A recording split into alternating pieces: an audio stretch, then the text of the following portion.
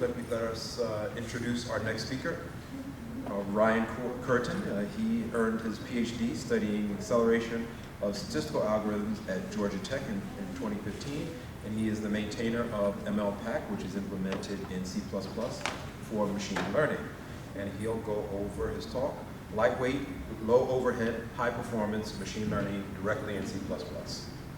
Okay, hi, yeah, so that is what I'm going to be talking about today. Lightweight, low overhead, and high performance. And now, I recognize that this conference is called PyData, but I'll be talking about C++. So hopefully that's okay, but it's in the title, so nothing I've said so far hopefully is a surprise to you. So I always like it when people tell me about where they're from. I'm a geographically oriented person, so I'll do the same. I am from the great city of Atlanta. It is the best city in the South.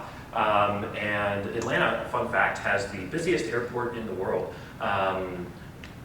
But the city is more than just an airport, even though the airport is like a city in and of itself. There's more to do there, and I'm in New York City, I know that, but I'm going to say that Atlanta is an extremely good food city. So if you need a food vacation, go fly to the busiest airport in the world and check it out. So non-geographically, my origin, which is actually relevant to this talk, is I went to Georgia Tech, so that's Atlanta, right? I got stuck there. But I worked for a lab at Georgia Tech studying accelerated machine learning algorithms. And so the goal was, how can you train this model or compute this result in less time using either better algorithms, better implementations, or approximations, things along these lines. And everything that we did, we implemented in C++, and so this was like 2008 or so. And so that was a pretty common thing. You're doing number crunching, you need to get good results. You implement it in C++ because it's fast. Why would you pick another language? Why would you pick Python, a language in which for loops are slow? So it came as a little bit of a surprise to me over the next handful of years as Python rose to dominance as a language for scientific computing. And maybe it didn't take other people by surprise, it took me by surprise. Because again, I was saying, like, why would you do all of your stuff in this language that wasn't built for numerical computation? And the answer is developer convenience. The ability to prototype fast, which is extremely important in data science, yeah, that's important, and you really get a lot out of it. And so, hence, everybody uses Python, they use Julia, things like this. And this is the thing that continues to surprise me, and this is the motivation for this talk. When you say, okay, I'm done prototyping, it's time to move to production or whatever, you take your Python code and you throw it over the wall at your ML engineers or whatever. Now, all of those developer conveniences are a millstone around your neck. It is something that is slow. Let's pull out a funny image here, although this image to me actually is not so much funny as stressful. In my experience, this is kind of what a typical machine learning deployment that I have seen kind of looks like. And the words that I want to come into your head are overcomplicated, overcomplex, bloat, and maybe also a lot of, what even is that anyway? I don't know a lot of cases. So as an example, and let's put a little number behind that. Let's say you go take yourself a mini Conda Docker container and you go install scikit in it. Or you take a TensorFlow container. How many packages are installed? Something like 60. And I guess if you're a JavaScript developer, you're like 60, whatever. Call me a million, it's a million. They don't care. But I'm a C++ developer, and I care a lot about stuff like that. And you should too. 60 is a lot, especially if you're saying we want to deploy our machine learning model to something where we have constraints. If you have satellites, bandwidth is very expensive, size is very expensive. You have a power budget. It's not something that can flex. If you are flying drones around, they're not very powerful devices. You want to make sure whatever machine learning model you're deploying there can actually fit. If you have an IoT smart shoe, which is actually a thing that actually seriously exists, I don't know why, but it's got processing power in it, and it probably has a computational budget too. I don't want one. So, I guess, let's take a step back. What really is machine learning? What do you need? Machine learning is just a series of linear algebra operations or other mathematical operations. Now, that's not all there is to it. Of course, in any real-world situation, you're going to say, well, the data that we got, it's not numbers. We get something, and we need to turn it into numbers, and we're going to do the number crunching, and at the end of that, you have to get the output into the right format. Like maybe you need to return some kind of JSON payload, or maybe you need to change the color of the light or something like that. So you got to get the output into the right format. Importantly, that middle number crunching part, that linear algebra is all done in Fortran or C or C++. The word typically there kind of underplays it. Everything uses BLOS or LAPACK or OpenBLOS or Intel MKL or something that is implemented in Fortran or C or C++. And if you say, well, okay, but what about CUDA? Well, cuBLOS is a C library, right? It gets wrapped by other libraries. It's all this at the end of the day. And that's kind of it. Like, if you squint at your machine learning deployment enough, it fits. And if you're like, Ryan, you forgot a piece, okay, well, add a fourth step, right? This is, the guts of it are really that step 2 there, and that's always going to be done in some lower level language. So I want to characterize or quantify this question of how much do you really need. And so let's start with hello world. And I get that's not machine learning, but I'll get there. So our last presenter actually didn't really like the R syntax, but unfortunately here, I agree, I don't like R syntax, but this hello world program is not very ugly for R. It's actually kind of nice. So I don't need to go through the code here. You've probably all seen something like this. But what I do want to do is I am going to take all of those hello worlds in each language, and I'm going to put it in a Docker container. And I'm just going to measure the size of the Docker container. And this is like an okay measurement of how much do you need. R and Scala, you need to have an entire runtime environment there. They're pretty big. Julia and Python actually ship with Alpine images, which are meant to be smaller, so I can pack my hello world in Python into an Alpine image, and that gets it down from, over a gig down to 50 megabytes. So that's good, that's good. But if I do that with C++, and I just throw it into an Alpine container, my starting point is like 7.7 megs. And then if I then say I'm going to use one of these newer distroless containers, and I'm going to statically link my hello world, I can get that down to 3. I will also say, it's a little bit insane that 3 megabytes is required to print hello world on the screen. I didn't try very hard here, right? Like this is a starting point. You can make hello world way smaller than this, but again, what I'm trying to characterize is like in a typical deployment, if you say I'm going to be using Python or I'm going to be using Julia, how much do you really need? The reason that it's so much larger for those other languages is they all ship with runtime environments. Whereas C and C++, things like this, they can run either directly on what the system is already providing, or you can statically link them, and as long as your kernel can run ELF or something like this, boom, there you go. So, moving on from that example, I want to talk a little bit about the machine learning stack. So your data scientists are generally going to be working at the top level of this stack. They'll be using neural network toolkits like TensorFlow or PyTorch or MLPack or Scikit. There are tons of those, right? I can only fit so many logos up there. Those libraries are all implemented in terms of higher level linear algebra libraries, so like NumPy or Armadillo in C++, or Bandicoot, a GPU library that I just developed. I have to say it's extremely cool. It supports more than just NVIDIA devices, and I definitely don't have a biased perspective at all.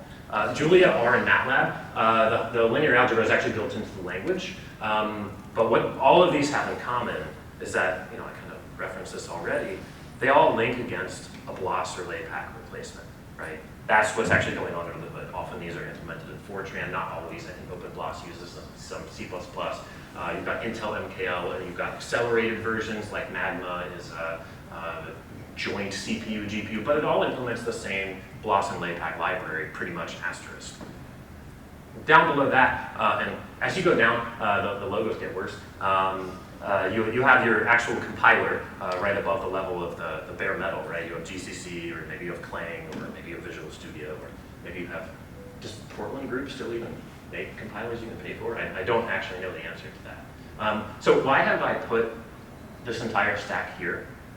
The reason is that I want to point out every arrow here is an abstraction, it's a layer of abstraction. There are a whole pile of layers of abstractions here, and that's important because every abstraction has a cost. Sometimes it's small, sometimes it's large, but every abstraction has a cost. So when I am at my top level, your people who are implementing, say, DLib, they are expressing their machine learning algorithms in terms of linear algebra.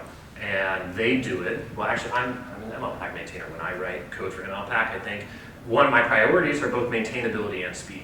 And there's a trade-off there. So I'm going to say, well, I need this code to be readable and maintainable, so I might not write the crazy stuff. Let's use the interface that, say, Armadillo provides or something like that.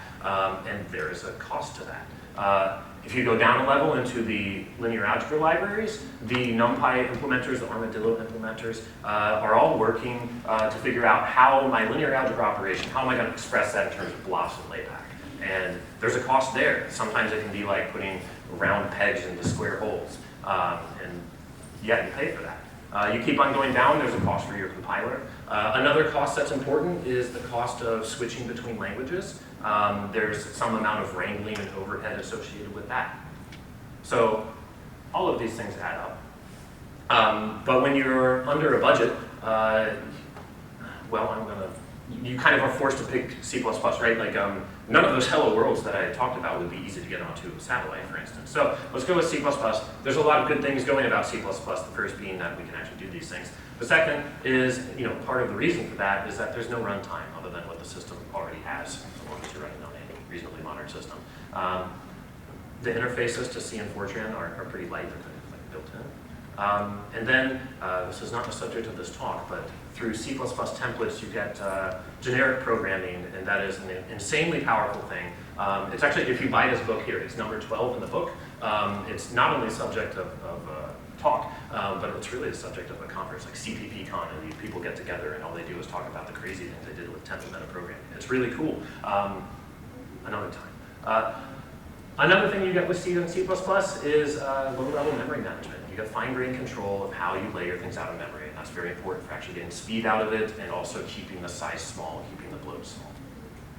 As I mentioned, readily runs on all reasonable modern systems, and it's fast and it's small, right? I guess I already kind of said that. There are bad things about C++ too. Templates can be hard to debug. If anybody's ever written template code. Yeah, so this image, I like this image very much. I didn't make it myself. It is the logo for a competition, and this competition is actually called, I'm not making this up, the Grand C++ Error Explosion Competition, in which contestants submit short C++ programs with small errors, and the goal, the winning entry, produces the most lines of error output based on, I don't know, a dropped semicolon or something like this. It's truly insane. I'm not talking about that you get like 100 or 1,000 lines of errors. Good entries will get 10,000, 100,000, into the millions of lines of errors. The reason being that the compiler says, oh, well, this is a template, so I have to print the entire instantiation sequence and everything like this. And yeah, that makes it hard to debug, it makes it intimidating, and it really truly does feel like this sometimes, debugging templates. So that is a con. Also, that memory control is kind of a double-edged sword. It's very easy to introduce some memory bugs, but that's the price you pay for control. And then every couple of years, they introduce a new C++ standard, and well, the number of pages in the PDF doesn't get any shorter. So I'm not going to comment on that, but I will leave this image here for just a second or two before I move on. So C++, kind of, we're going to be limited to something like this. We want to deploy on low-resource devices. What is a C++ data science ecosystem? And it's actually quite robust. Python, steals all the air out of the room for data science, but I mean, people need these things, so they also exist in C++. Often Python is wrapping things that are implemented in C++ anyway. So for linear algebra, you have the Armadillo library, the Eigen library, the Bandicoot library, which I mentioned. There's XTensor. There's some efforts to put an object called NDSpan into the standard template library. There's GGML, which powers llama.cpp. There are quite a lot of choices, good for different situations. I will pick Armadillo in this talk because it gives us good linear algebra primitives. And so what is good linear algebra primitive? Here's my example here. We'll create two matrices, x and y, and we'll fill them with random numbers, and then we'll say the matrix Z is x plus y times the Cholesky decomposition of x plus 3 times the Cholesky decomposition of y transpose. And why is that a good linear algebra primitive? Because the words that I said looked a lot like the code that is there.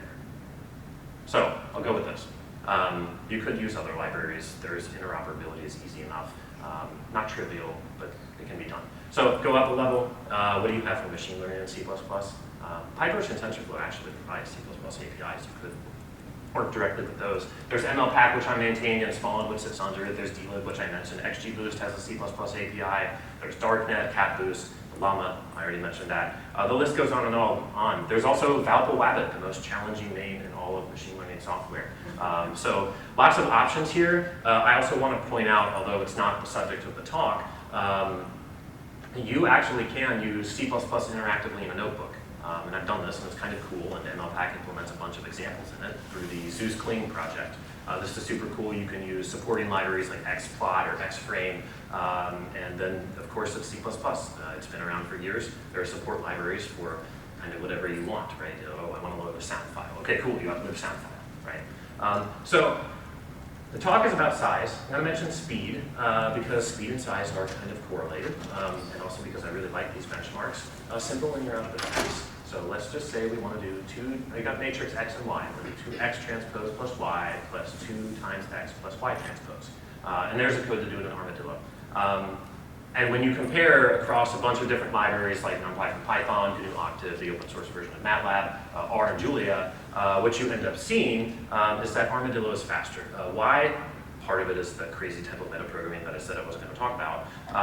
The other part is it's closer to the system, and importantly, Armadillo is able to do this without creating any temporary matrices, right? Like ideally, you would compute z in one pass over all these things. You wouldn't create a matrix that has 2 times x transpose plus y, and then add that to something else, right? So Armadillo gets this right, the others do not. Just one more, this is my favorite benchmark. And it's my favorite because it's a trick question. Let's say we have 2 vectors, A, B, and C. And what I want to compute is actually a scalar value. It's A transpose times the diagonal matrix with B on the diagonal inverted times C. And the trick here is that this is actually something that can be done in a single pass over the vectors. But you have to be able to recognize that. So Armadillo can through templates. GNU Octave actually can.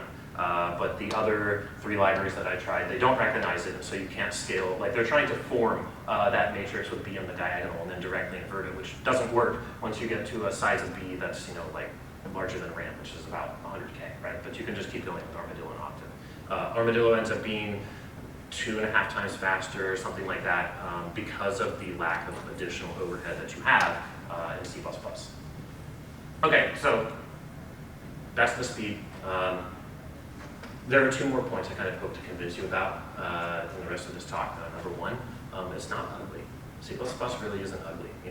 Ignore the millions of error messages, or don't write those. But really it isn't ugly. It's easy to write and read and maintain. I've been doing it for 15 years now. And then the second is the code is deployable, and that's really the point of the talk.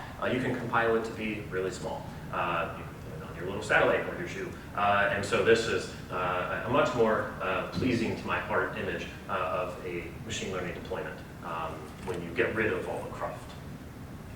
So I'm going to demonstrate all this through an example, and the example I have picked is language detection. So I will build a simple language detection model, and then we will see what does C++ get us here. So the user is going to give us a string. We're going to do some machine learning. And then the user is going to get back a language that tells them what language their string was. Great, awesome, pretty standard. What is actually going on under the hood? We're going to do our 3 steps of machine learning from earlier. You convert the string that you got into some numbers, you put the numbers through some linear algebra, and then you turn the number back into a language and you print it to the screen. Cool. Data science, what are we actually going to do? I'm actually going to steal a technique from the malware detection community. We're going to build a model directly on the bytes of the string. Why am I doing this? Because the model has to be slide compliant, has to fit there, right? So I don't want to do anything too crazy, so I need to keep it simple. So what we're going to do is we're going to count up the number of times we've seen each individual byte in the string, right? So like how many times did 0x1f appear? How many times did that character appear? We'll count them all up. But that's not a really great feature, so we'll also compute 2 grams or bigrams, or like 2 byte sequences. Of these, there will be like 65,000, but that's a lot. So we are going to count in our training data like 768 of the most common of them, and we'll keep those. Those will be the ones that we care about. So that gives us a very nice number, 1,024 dimensional vector. If you smirk, you could even say, yeah, isn't it Betty? Kind of is. It's a manual of Betty. So that's going to be our features that we're going to use. The model is machine learning. It's a black box. We'll use softmax regression here. You could plug in something else if you wanted. And then turning it back into a language, easy enough, right? So I want to show the code, but the details are not the point. So I'll kind of wave my arms around a little bit and say, look, here's a function that does the thing. So here's a function that does the thing, or it actually doesn't do the thing. It turns out 2 grams are not slide compliant. It would take me like 2 or 3 slides to put them up there. And what's the point? What I want to show you here, so here's a function that would compute the 1 grams, or just the byte counts. And this kind of looks like you might expect it to look in another language. Like with Python, yeah, you could use list comprehensions and things like that and make it a little bit shorter. But like this is easy enough to read, right? Like create fill the n-grams matrix with zeros, and then loop over each string, loop over each byte in the string, add to the count, and then normalize it at the end. Great, awesome. Truly mind-blowing here, incredible complexity. I wrote a class called n-gram lane detect model. I probably should have picked a shorter name, but this is a wide slide, so it'll work. It has kind of 3 methods of interest I'm going to mention. One is train, one is classify, which you can do either on a single point or on a collection of points, and then one is serialize, so we can save them onto the disk. The implementations of these are relatively straightforward. This train function kind of has 2 parts, and the 2 parts are, first, you have to convert the data to numeric data, and that's the first step, right? So here we'll use the compute n-grams function, and then our label conversion will actually just do that there. It's relatively, this is about what you, I'm not going to go line by line, but this is about what you would end up with if you thought about it for a minute and wrote it. Then the actual training part is relatively simple. MLPack provides us a nice black box API here, and you just call softmax regression, you get a model. Awesome, wonderful. The classify functions, these are all 3 steps of the little machine learning pipeline that I talked about for production. And actually, it's even 3 lines, right? The first line, turn the string into data. Second, do linear algebra to get a number that represents a class. Third, turn that number back into a string that represents a language. Cool, awesome. A little bit more work to do that for a bunch of points at once, but you get the idea. The last point that I really want to mention in the implementation here is the serialize function. So in Python, you can have things like pickle, and Python gives you like nice dynamic introspection. So pickle can say, excuse me class, you want to be serialized. What things do you have in you? And the class can say, I have these things, serialize them. That's not exactly what you get in C++. So in C++, and again, this has to do with like lack of overhead, right? This is one of the things that will save us space. That also means, on the other hand, we have to write the serialize function manually, and we get control over, in the n-gram lane detect model class, we have 3 things to serialize. The MLPack model, the map of bigrams we're keeping, and then the names of the classes themselves. And here, and in MLPack, we use the serialization library. First, because I like it. Second, because it has a really awesome logo. I appreciate the logo. It makes me happy. So that's like all the code.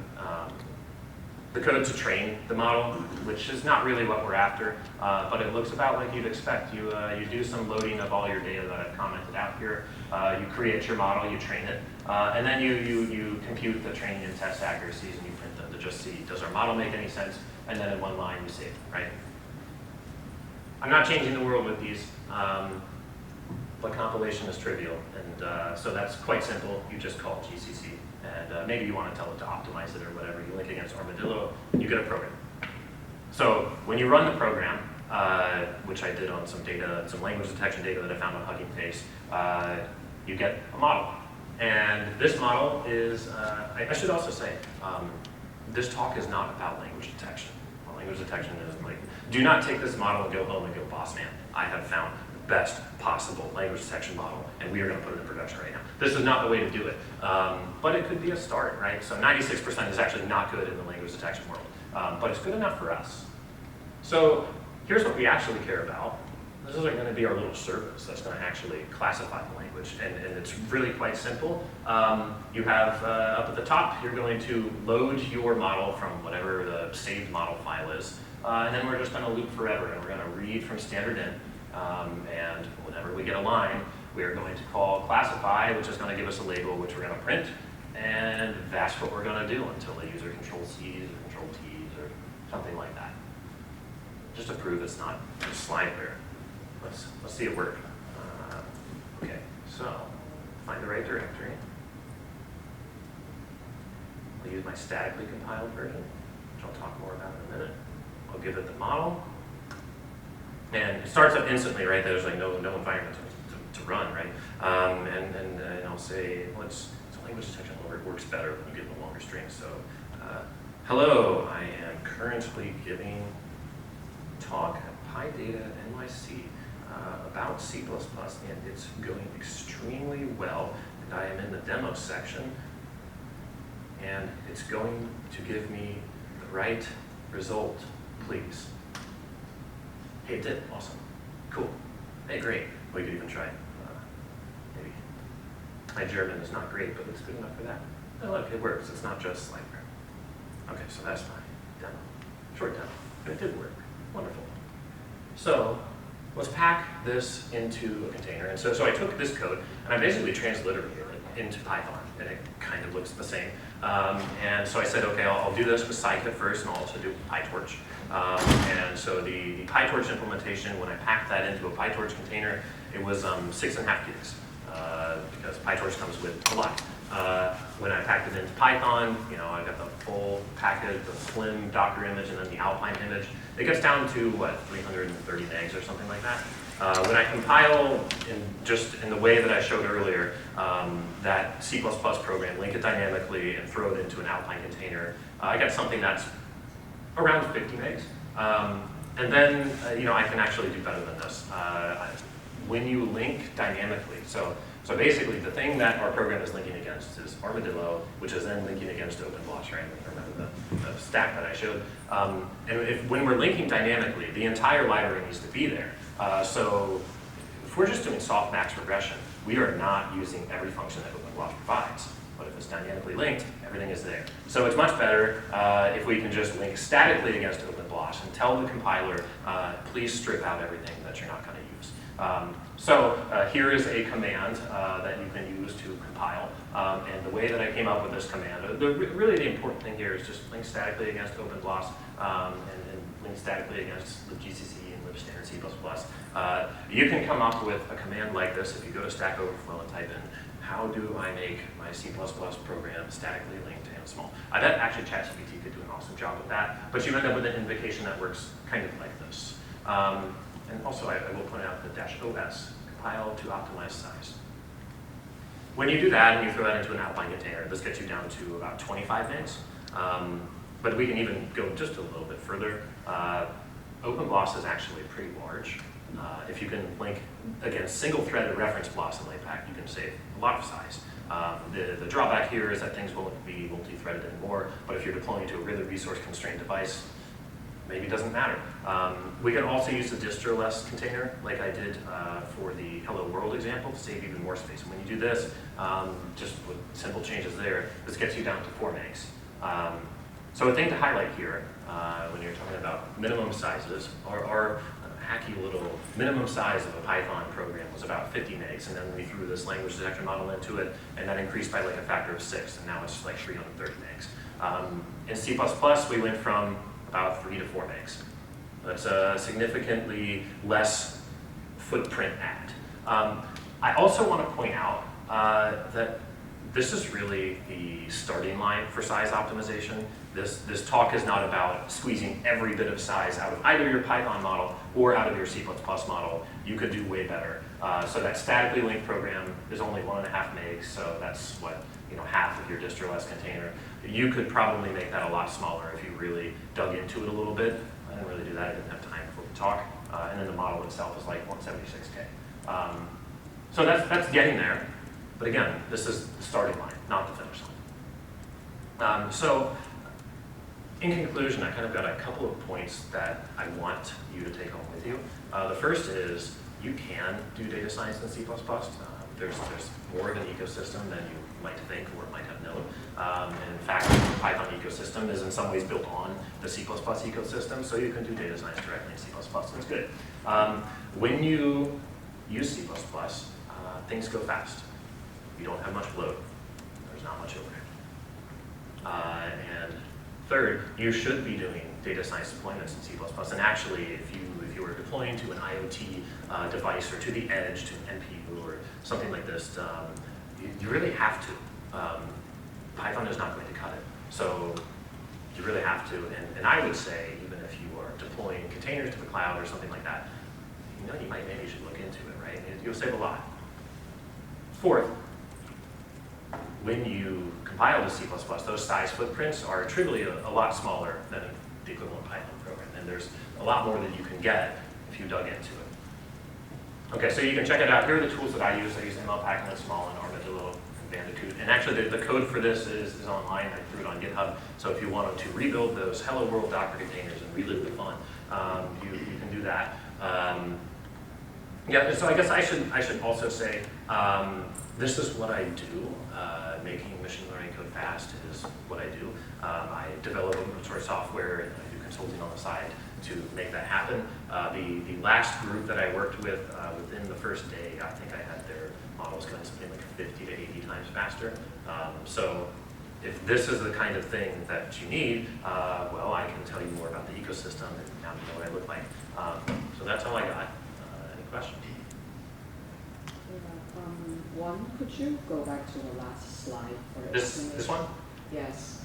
And second, what are some tasks that are available in Python, let's say, the Python conference, but not available in C++, and you absolutely can't use it? Yeah, so the question is, what is available in Python that's not available in C++?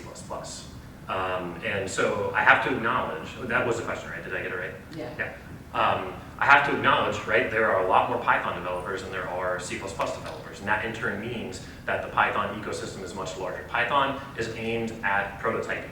And so if you are trying to work out your data science, or you're trying to look at your data, or you're trying to do all of these exploration tasks, it's nice to not need to compile your code every time you do that. So like I mentioned, there is the Zeus Kling interactive notebook. I would not call that anywhere near as mature as what you might get in the Python environment there. So the quick way I would answer the question is by saying, well, Python, great for prototyping, C++ aimed more at production. But then the converse is also true. You can do production in Python, and people do that, but you pay a price.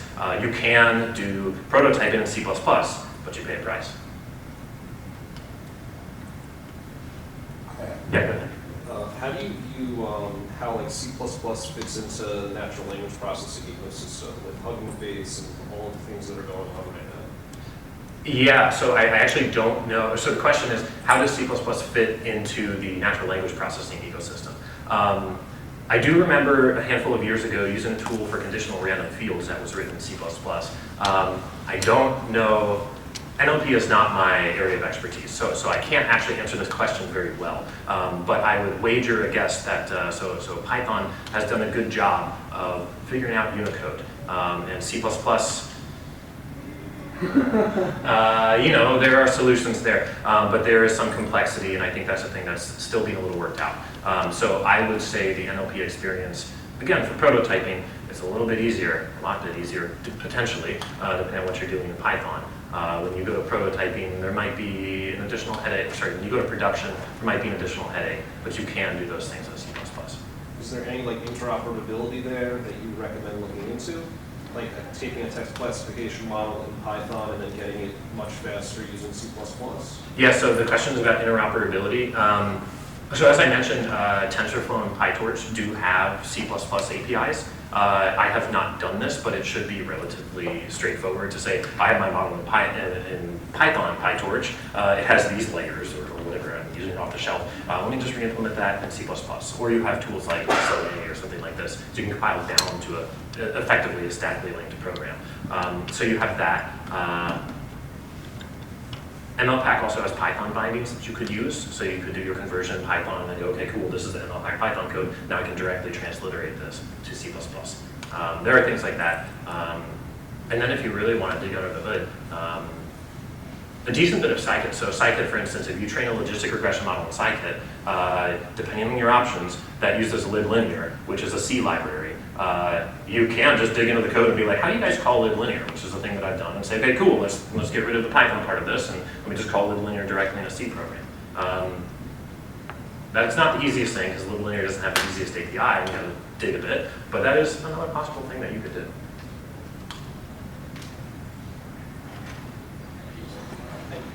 I enjoyed the talk. I think it's a great talk. You got a really great message. But I think you're also misleading people as to why folks don't use C++. Right? So I totally agree with you. It's faster in runtime, it's smaller, and there's a great ecosystem. But for the novice programmer, which I think most data scientists fall into, the overhead of getting started is much higher than Python. And when you're in a big environment where you have to move fast, most people don't have time to learn the C++ stuff. And I'm just curious, like, where C++ is going to help data scientists who don't know what a compiler is. Most people, I would guess, at this conference have no idea what a linker is, right? And so even to understand the tool chain of C++ requires almost a CS degree. And so I'm curious what the C++ world is doing to help the data scientists learn these tools and make them easier to use. Yeah, and I'm on board with you here, right? Like C++ is not the easiest language, and I wouldn't claim that. I'm essentially claiming that at the, so let's say you are a beginning data scientist. I'm not gonna say, it would be unreasonable for me to say, hey, why don't you, instead of thinking about Python, think about C++? No, that's not what I'm saying. What I'm saying is, you have done your prototyping, and it's time to pass this off to someone who's going to put this model in production. Maybe this is your data scientist doing this. In some cases it is. Maybe it's an ML engineer. Maybe it's just a DevOps person who has no idea about machine learning, but they say, okay, well, this is your Python code and I need to do something with it. That's really what the aim is here. And so your other part of your question was, what is the C++ community doing about this? I don't have a great answer for that. That's not really from what I have seen, that's not like, I don't want to say the words, well, I'm going to say them in the process of saying that I don't want to say them. I don't want to say the words that C++ is not for beginners, and that's the goal. I don't think that's the goal of the language, but it is true that if you're going to write lower level code, it certainly helps to know a good bit more about what is going on under the hood. So, the CS knowledge, the like, how does a processor work, because you need to understand pointers depending on what you're doing, that really does come in very useful. So, no, I agree with you, and I hope I've said something that elaborates on that. Well, I just point out, like, Python came from an education point of view, and that's why it's easy to use. We Right. needed it to be so anybody could use their computer and program. And so they have spent 20 plus years focusing on the education of people who don't really want to understand anything about the computer. So I think that there is a gap there. C++ could come in and help fix, but I don't know that the community is really interested.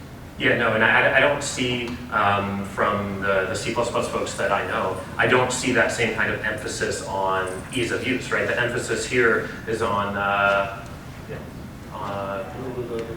I thought it would be easy to get to the picture, but it's really back. Yeah, and now it's not even worth having gotten to the picture, right? Because that took so much time, it was a big distraction. But the focus is on low overhead, right? And on fast, right? And so that's a trade-off. And so C++ specializes that way. Python specializes the education way.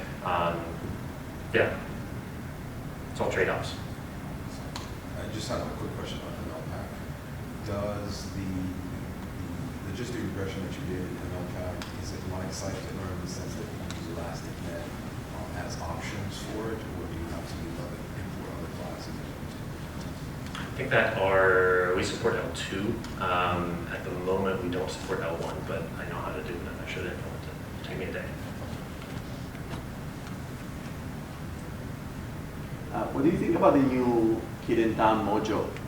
It promises to be, superset of Python is, it's kind of like IB-Python, but it's also very young, and it has like compatible performances to compile language. You see a future in those type of effort of like, you learn Python and some other bits, but it's still Python. Your old tool chain is the same as Python, and then you get the same performance as a native language. Do you see that as a valuable direction of research for people? I definitely see it as valuable, but I don't want to throw shade here. Julia was created with the same idea, and I just worked for 4 years for a company that was trying to make a production database in Julia, and it was problematic. I think Julia may eventually get where it's going, and I think Julia, like, there's a part of me that hopes to say, in 10 years, I will not be up here talking about C++ anymore. I will be talking about how you can get all of this stuff in Mojo and have all of the good things that we were talking about, or maybe in Julia. But I'm holding my tongue because these efforts take a lot of time, and I haven't seen it done yet. Maybe Chris Lapper can. I'm hopeful.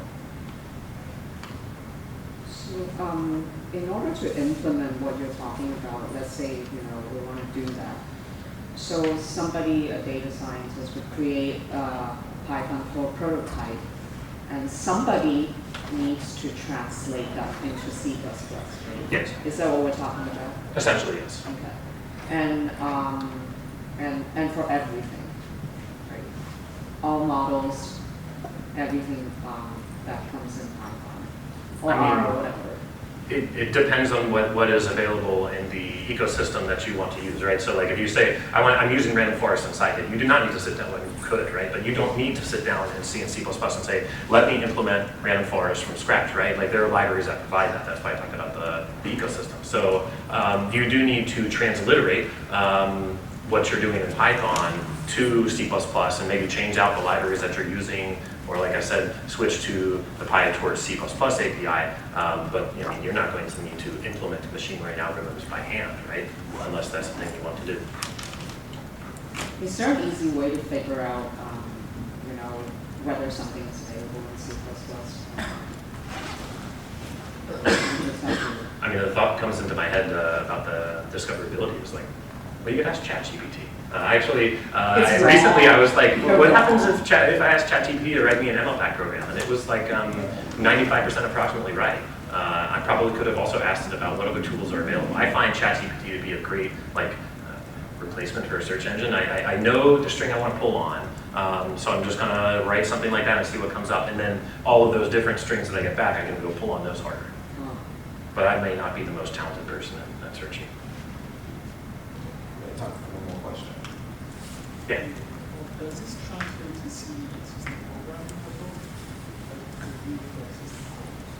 all? Oh yeah, absolutely. If you are working in C or C++, right, like these two, it is not exactly accurate to say that C is a subset of C++, but for all intents and purposes, it is. And if you're writing C++, you have access to C system calls, right? So this is what you might be doing if you are, say, deploying a machine learning model to a little embedded device or something where you're getting data from sensors. You're going to use system calls to get the data from the sensors or something like that. Do your machine learning in C++, but those sys calls are C calls. And you could even, this goes even further. You could directly call OpenBLAS. You don't need to use a high-level linear algebra library. You could directly call Fortran. So you're operating at a low level. Those things are available to you. So let's thank our speaker.